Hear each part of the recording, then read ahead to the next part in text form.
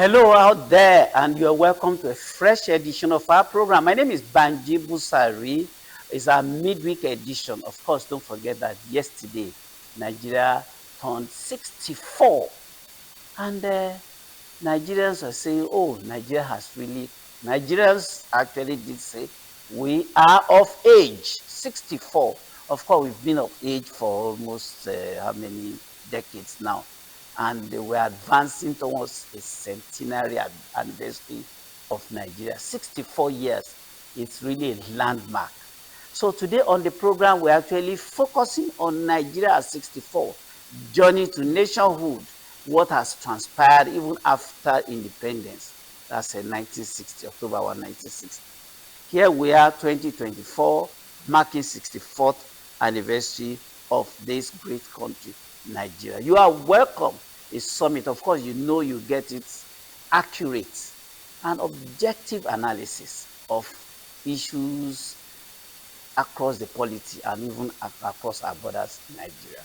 You are welcome. My name is Banji Busari again. Of course, you'll be wondering, where's Jumoke? Jumoke will be joining us next episode. She's on the field, still about the job. On this edition, I have my guest who is very apt to discuss the issues. Of course, he's been a public analyst on this program. He's been our friend, our partner. Of course, you know him as Barrister Jide Ologun. He's a public affairs analyst, motivator, and several other aspects. It's my pleasure to welcome you to this section of the program. It's my pleasure to be here. Congratulations. Yeah, congratulations. I should say that congratulations, irrespective of whatever. We still need to congratulate ourselves that here we are, breathing, and Nigeria remains one country, indivisible country. So Nigeria is 64. Our president has said this one is going to be a low key. It's his second anniversary since he took office, took over in 2023. You had the first one. The first one was also low key. This one is also low key. Don't forget that the 25th anniversary of the unbroken democracy since 1999 was also low key in the anniversary. What's responsible for this consistent low key anniversary of our nation? Shouldn't we be celebrating that we are a nation and we are 64? As indicated in the expression, low-key is low-key, means we do not have much to celebrate. Because when you have much to celebrate, you make it high-key. For example, if there are two football teams playing a match, when side A scores, you get a high-key rejoicing, jubilation. But when side B scores against A, you find the fans sitting down and clenching their fists. And I think going down the lane, Nigeria at 64 has not delivered much to citizens to warrant a high-key celebration. And I think it's really a moment of reflection. And I thought of this, that if Nigeria were to be a civil servant, for instance, Nigeria would have retired from active service about 4 years ago. The level of hardship, hunger, and difficulties that such a retiree should be a sad retiree. And I think that's where we are. But having said that, it's also a moment of reflection. The elders have a saying that when a young man falls, he rises and moves on. And an elder falls, he looks back to evaluate the cause of that fall. And I think we have another opportunity now to profile this country and ask the question, how far have we come? And how well have we done with the abundant resources that God has given us as a nation? At 60, that's the year 1960, at the year 1960, when we got our independence, Nigerians believe that those who are still alive, those who witnessed the anniversary day of our independence and are still alive, are saying that it has been a case of dwindling fortunes, reversal of fortunes, that today we have become so much economically weak, scientifically we are just struggling, that we are dependent, and industrially we are like embryonic at 64. Now, there was so much hope at independence that we're one of the greatest, or we're emerging as one of the greatest countries of the world. But today at 64, somehow the reverse seems to be the case, particularly on the economic scale. We have become so weak that we are, import, almost 100% import dependent as a nation. Why? What has been responsible for this? It's all about our engagement direction, which has been negative.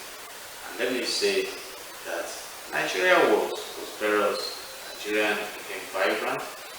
In fact, if you look at the First Republic, the Southwest relied so much on cocoa. Shortly after oil was discovered, we talked about rubber in the Midwestern states, now Edo State, at the time Bengal State. We talked about coal in the Southeast, we talked about granite pyramid in the northern part of the country. We talk of hide, and you remember the textile industries, the industrial region of Akran, Ikeja, and Dupeju, all around. So Nigeria, Apapa, yes, and we maximized our resources until we started having the crisis of greed and leadership. In fact, at the time, we had an oil boom in this nation. In the early 70s, when General Gowon was the head of state, he actually reportedly came out to say that the problem of Nigeria was no money, or how to spend the money.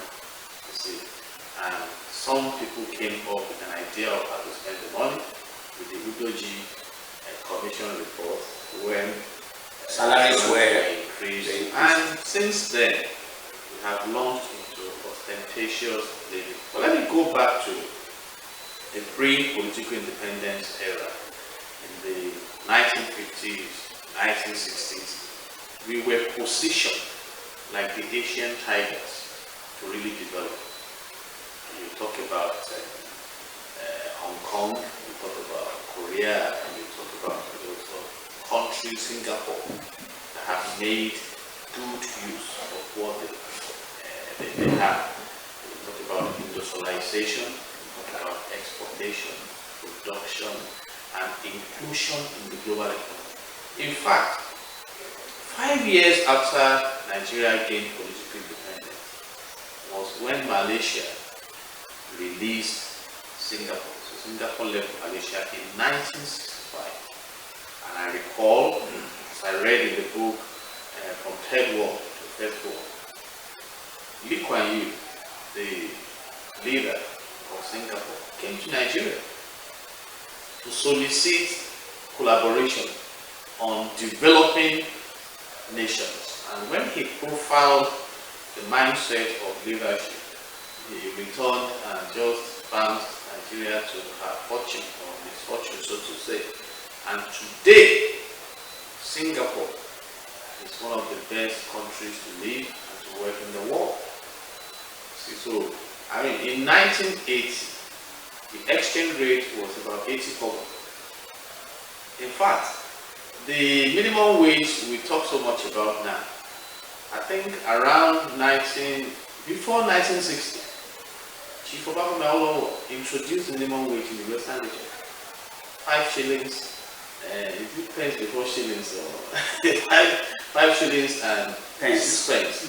In the north, it was like 2 shillings and 8 pence or so. And when eventually it was embraced as an act of the National Assembly in 1981 under Shehu Shagari as the president of Nigeria then, the value, if you fast track it to the current exchange rate, it's about 362,000 naira, you see, of about 125 naira minimum wage there. So you see what we have done to ourselves. So we've gone ostentatious, we've gone boring, we have abandoned the productive sector of the nation. We became so lazy and prodigally so, that today, at 64, Nigeria is owing 121 trillion naira. So we must forget that. So that explains why the low key is compelled. There's no option to having a low key marking. I don't even want to say celebration. The leadership knows it. They do. So the question now is that, are we willing to engage the malpractices that have brought us to this low key marking of our political independence, when we were expected that by now we should be celebrating economic independence? Now, well spoken. I'd like to refer us to some of the sayings of our leaders. They compared us with Malaysia, with Singapore, and all of that. Chief Obafemi Awolowo, one of the great political leaders of pre-independence and even post-independence, did say that once Nigeria was able to get political liberation or independence, every other thing was going to follow. Economy, social, and every aspect of our national life will be fixed. Would you then say that we got it all wrong politically in terms of the structures of our politics? Now, we used to practice parliamentarianism, that's it, parliamentary government, regionalism, and all of that. And each region was said to be growing at its own pace, making so much progress to the satisfaction of the citizens of respective regions. Now, at what point did we decide that we were going to jettison it, and what actually led us to the presidential system of government that seems to be failing us today? You know, shortly after Nigeria became a republic in 1963, politically we lost track. We recall the Civil War that was activated in 1966 and was terminated in the early 70s. So the military came in, launched into a civil war. Eventually, the military submitted back to the civilians, but not the parliamentary system that was introduced when we gained political independence. So we now have the unitary system, the presidential system, that the president has it all. Absolutely. Today, even under the 1999 Constitution, 1999 as amended, Section 5 vests the executive power in the president, who is also the commander-in-chief of the armed forces. And talking about the economy, how well have we done? We have neglected productivity. Oil was discovered in commercial quantity in Oloibiri, now the Niger Delta. 1957. 1956 and 57. Then we became producer in 1958. The first refinery was commissioned in 1965 in Nigeria. And along the journey of Nigeria, Nigeria had state-owned refineries, about 4, that today are all paralyzed with promises of reviving one of them. So what do you expect to happen in such a community? You see, so attention has been shifted from governance to power, politics, the fanfare of office, flamboyant living. I really do not understand it. The Vice President just returned from the 79th United Nations General Assembly in New York City. And apart from his business discussions, bilateral meetings and things like that, the major request was for Nigeria to be on the security seat there, where we have the big five. We are talking about France, Russia, UK, US, and debt forgiveness. it's amazing. He just told us that. And it's more disturbing when some of us put our hands upon statistics that in March 2015, the total indebtedness of Nigeria was about 12.12 trillion naira. In 2024, less than 10 years, it's 121 trillion naira. Yet refineries are not functional. Dealing with oil teams. I read recently that NNPC claims to have deactivated about 3,500 legal refineries and things like that, arresting all thieves and none have been brought to justice. So these are issues of our time. So we have You just the profligacy, this reckless spending and all of that. You just refer to the 79th edition of the UN General Assembly, where our people attended particular African leaders, Nigeria inclusive. Now, it was reported that the lifestyle we display there actually negated the picture we're presenting at the jury presentation that we needed debt forgiveness. The Nigerians were the ones that actually took over all the 5-star hotels and going about the limousines and all of that. Whereas the people were actually begging to overlook our debts. I mean, lived an austere, kind of a very modest life. I mean, from the way they arrived with their vehicles and the hotels they shared and all of that. Now, does this not contradict some of the things that we present to the world? That we are poor, we are in poverty, and our people are living in poverty. Yet our lifestyle negates that presentation. On the scale of idealism, yeah, it does. But on the scale of the failed mindset of leadership, it does not. So that is who they are. A wise man said, the poor man buys lottery first. The rich man buys lottery last. Because he needs the cash flow to support that lottery. Recently, as a researcher, I saw a picture. There was this story of how Ganduje, the chairman of the political party in Nigeria, visited Kano because some policemen who went for the Edo obstacle election had an accident and died, about 5 of them, so they had to go to the chairman of the party. And I saw the exotic SUVs that were parked on an untarred road and thatched houses. So that's Nigeria for you. You see, so you see the convoy of SUVs.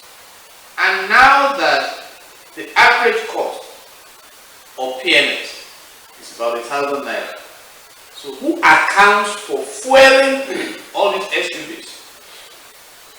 We have 109 senators, 260 hours, 45 ministers.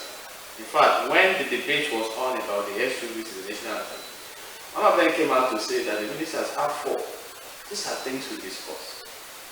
And look at the health sector, you look at the infrastructural profile of the country, you look at it. So you just wonder, and then no wonder the Bible says that the borrower is a slave to the lender. So, and I think there's a need for the slave to learn how to engage resources. That's our problem. Those who colonized us realize we have abundant resources. That's why they came. Now, referring to those who colonized us, it is also said that the foundation for where we found ourselves today was actually sown by those who colonized us. British, for instance, was said to have handed over to us a population figure that was said to be fraudulent. As at 1916, when we were getting our independence, the population, the total population of this country was said to be 42 million. 32 out of that was allocated to the north, while 10 was allocated to the entire south. So, and our developmental plans have been based on these wrong figures that the nation started out. Now, would you you then not attribute part of this foundational problem we encountered to those who gave us independence in 1960? You just painted a picture of foolishness at its highest level, and I express that with all due respect.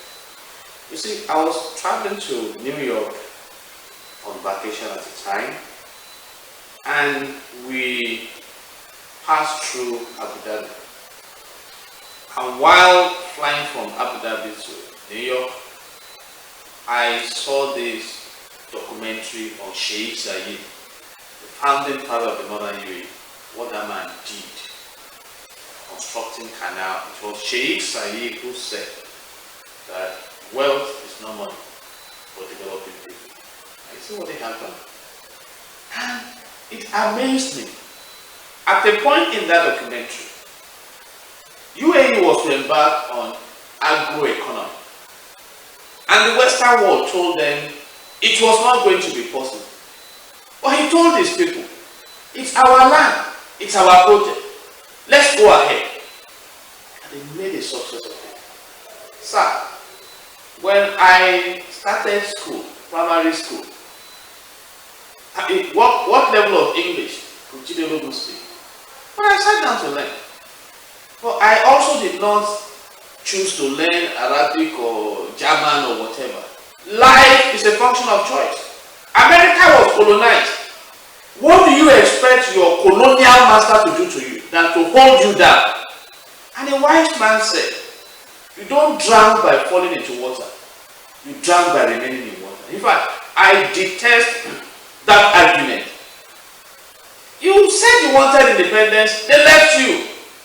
Now, they have even achieved more than they could have achieved if they held us down to colonialism, because we now have neo-colonialism.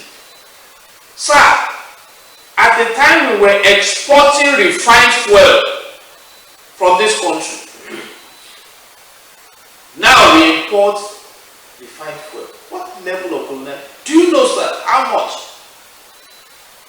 the citizens of this country pay on non-refundable fee for visa on a daily working day in this country? Do you know how much Nigerians pay for education in the UK? In fact, when somebody was trying to dislodge that neo-colonial advantage to the UK, it was one of the things I think knocked out one of the prime ministers. That hey, you don't block this channel. So they came for us, now we go to them. I still read a report recently. One of the former head of state in Nigeria, two of them visiting each other in London House. So what has happened to us? I told us about Singapore. Singapore left Malaysia. US was colonized, just like Nigeria. You see, so those arguments, I will never subscribe to them. Finally, sir, in life, you can live in one of two templates. You can live by default, which means anything that happens to you, one day after the other. And you can live by strategy. And strategy is a long-term plan for success. Now, like what China has. Let me hang on that the strategy for a long-term development and all of that. Nigeria cannot be said to be bereft of ideas in terms of planning, long-term planning for development. We heard about education for all by the year 2000, health for all by the year 2000. That's about 20 years before that time. But year 2000 came and we were not even close to those dreams. Now, Yar'Adua in 2009 also came up with Vision 2020. That Nigeria was going to become one of the 20 most industrialized nations of the world by the year 2020. 2020 has gone by 4 years before today. We are not even close to that vision. Now, what could be said to be responsible for this vision, this hope, this grand design, grand plans that never see the light of the day? Indiscipline. Vision without requisite positive action amounts to television, entertainment. Singapore had vision through Lee Kuan Yew, and they developed their environment. Japan had vision. At a time, nobody wanted to touch any product from China. You know, sir. Their products were counted as inferior. Counterfeits. And they went on isolationism. Look at China today, almost colonizing the world. Even America shakes when it comes to discussing economy with China. That's what we are talking about. Even despite the fact that Russia is at war with Ukraine. We read recently how Dangote, out of frustration and fighting the cabal, spoke out. And some of you guys have a blending plant near Malta. You know what they do? They bring inferior fuel from Russia to near that Malta, I don't know where it is there, to blend. Blending means they add toxic material to the already inferior fuel and produce something that is best for driving a furnace or used in a cement producing factory for Nigerians to fuel their cars and damage the engines of their cars. So that is how low we have descended. So some people have converted the assets of the country to liability. They say, so what are we talking about? And we have in section 15 subsection 5 of the Nigerian Constitution 1999 amendment that the state shall abolish corrupt practices and abuse of office. NNPC was established on the 1st of April 1977. The same 1977, $2.8 billion disappeared from the NNPC account, which was traced to someone's account in Midland Bank in the UK. A probe panel was set up and they scattered all these things. And you know what happened. December 31, 1983, there was a coup. True Shagari, because it was Dr. Olusola Saraki, that was the president of Senate then, those were the people probing, they dislodged that democracy. So there have been issues in this. Several allegations. As we speak now, there is an investigation going on. Someone who just took the Mandela project money and started remitting to Bureau de Change. They said a country deserves the kind of leadership it deserves. I mean, it gets the kind of leadership it deserves. Now, it is also alleged that our elites, those whom we rely upon to actually salvage the nation, as bringing it shoulder to shoulder with contemporaries across the globe, that's the elite. And they do not believe in the Project Nigeria. That the elites train their children abroad, use the resources to train their children outside this country, such that the children don't even share the kind of patriotism to also maybe come back home and use whatever knowledge they got elsewhere to develop the country. That it is part of the major reason why that the nationhood itself, the country called Nigeria, the project, that the elites who rule us, even till today, do not believe in it. Could that also be part of the reason? I mentioned it, sir. That is neo-colonialism. So you train your slavery to drive the economies of other nations. Do you know what our citizens go through at work? In the UK at the time, they were screaming because of the weight of work. Like first I'm an HR practitioner. It's not easy there. 3 works, 4 works at the same time. Finally, they make the money. The exchange rate makes it fantastic, because if you send $1,000 to Nigeria from the USA now, that's about 1.6 million naira. You see, but at what rate? And that's why Canada will open their borders and mop all professionals. At the time, a federal minister was saying we have more than enough doctors. Where? Look at lecturers. So how else do you describe neo-colonialism? It's amazing. It's amazing. Yeah, I would like you to look at that in connection with. They say a nation should have the capacity to feed itself. In 1978, Obasanjo came up with Operation Feed the Nation.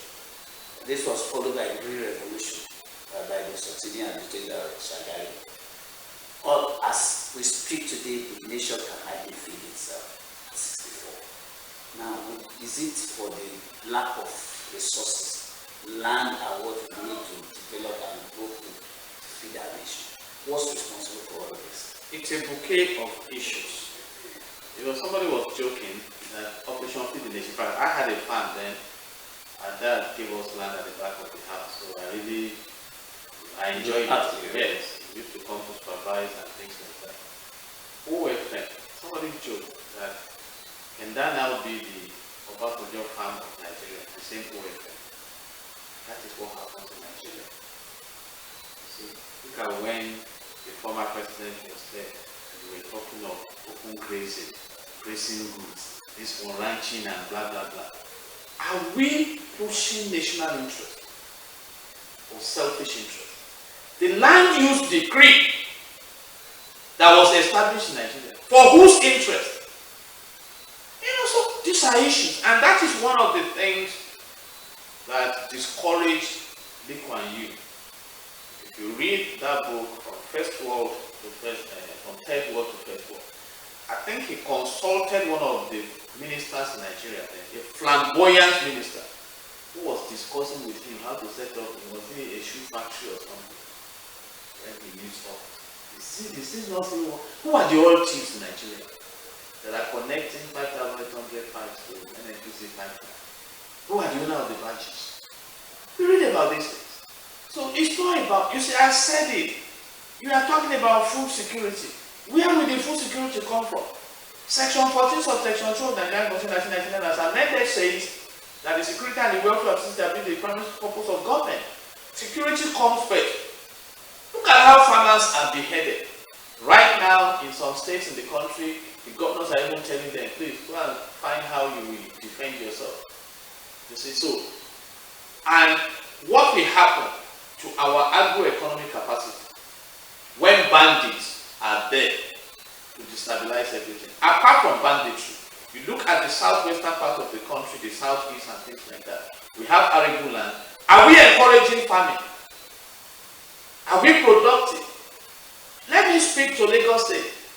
Do you know, sir, the amount of tomato sold in Lagos on a monthly basis?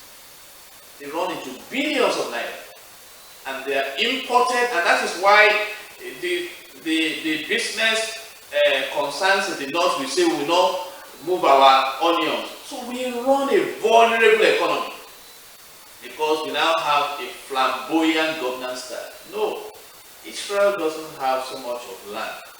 But go and see what they have done with agriculture. A nation that cannot feed her citizens is a failing nation. I don't want to be true absolutely. That is the truth. And God has blessed us. We have fantastic land, arable land in this country that cannot compare to what China and some other countries have. In this country, sir, you throw seeds into the gutter, it germinates. You see? So, what I mentioned it in the First Republic. What was the mainstay of the economy in the country, particularly in the southwest? The cocoa house was built from money from cocoa. That is why they called cocoa house. You see, farmers were prosperous, though some are still in that environment making good money. But what is the government investing in that region? That's the big question. So, and then there's a saying that if you play now, you will pay later. If you play now, you pay later. But if you pay now, you will play later. Nigerians, our leaders cannot be said not to be aware of our pains. The current administration has repeatedly said it's fully aware of what Nigerians are passing through, and is making conscious, deliberate effort to reverse this trend. People are not able to feed themselves and all that. In the last administration, that's a wise administration, actually did come out with a vision 2052, saying that it will grow economy GDP by 7%, 165 million jobs will be created, and poverty, over 100 million people will be pulled out of poverty.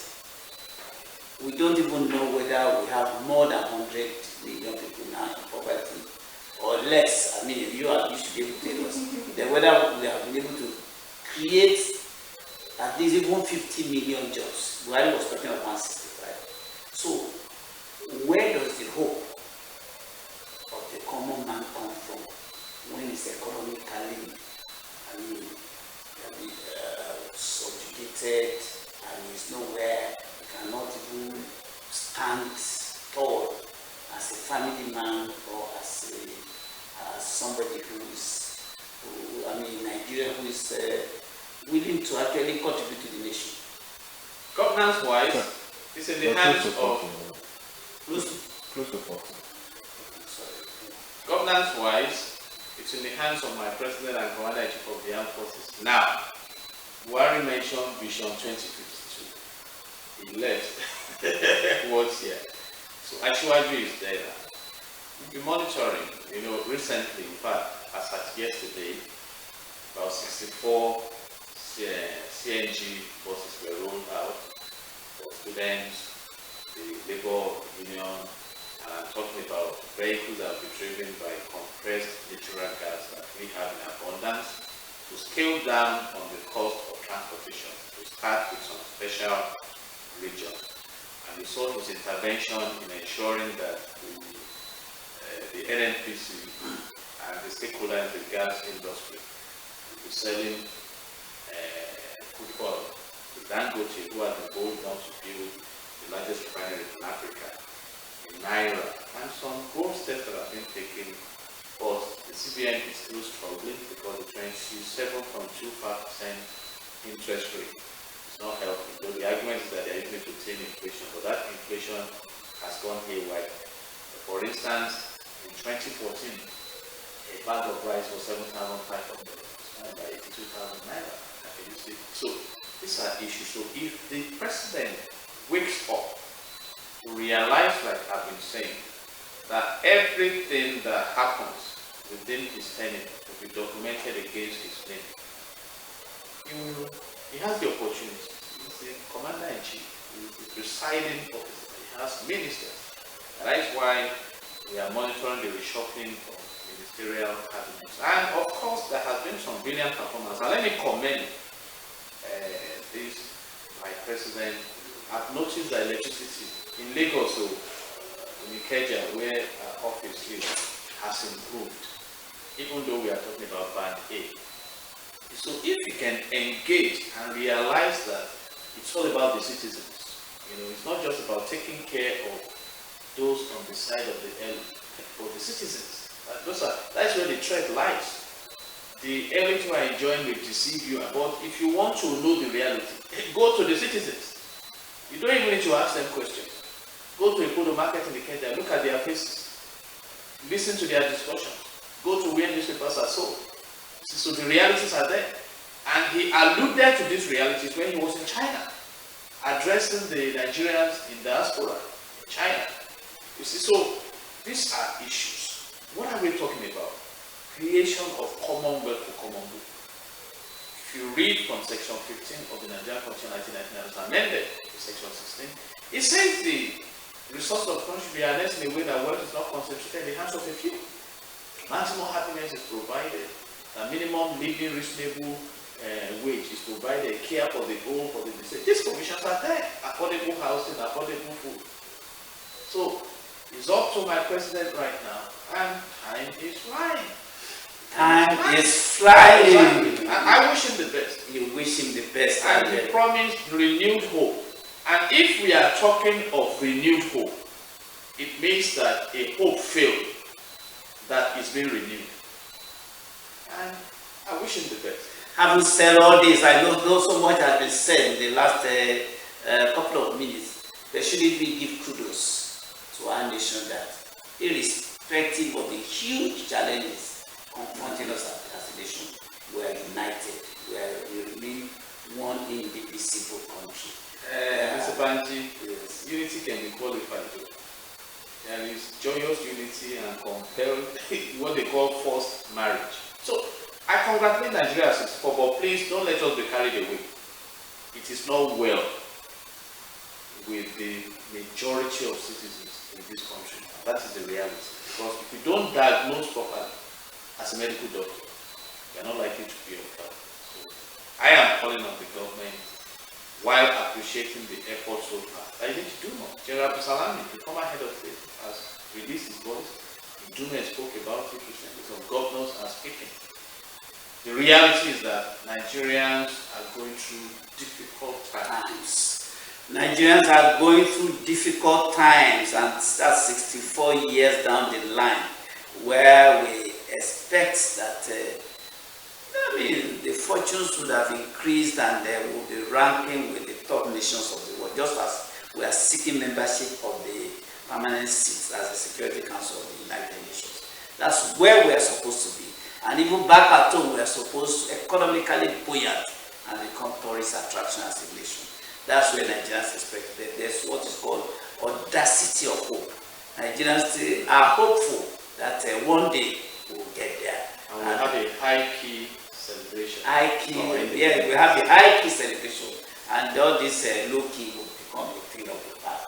You and I, we pray we are still around like that. But God will preserve us. Thank you very much. That's my guest has been Barrister G.D. Ologun, public affairs analyst, an attorney at law, and our friend and supporter on this program. God bless you, sir. Amen. For your wonderful thoughts and your time for Thanks, this program. God bless Nigeria. That's our package for the first segment of we'll be transiting to the second segment of the program. Of course, enjoy that too. Next week is another edition.